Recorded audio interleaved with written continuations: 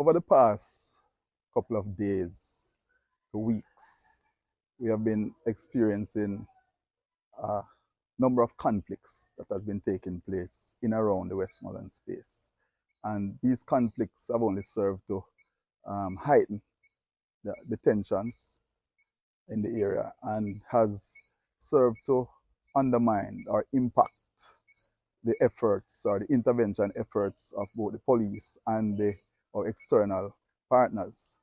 So over the last couple of days, we have been conducting a number of operations in and around the parish.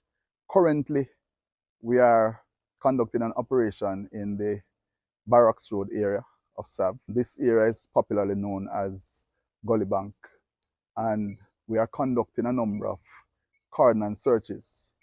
So far, we have managed to recover 2 shotguns, and a number of violence producers have been taken into custody, being processed.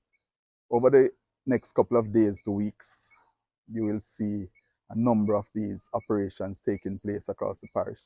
Anybody who is out there, who is in the space, that has any information, know where there's a gun or any person who the police might have interest in, to just pass on the information while we are still on the ground, because the gun that you might refuse to tell us about might just be turned on you or some of your family or someone that you know tomorrow.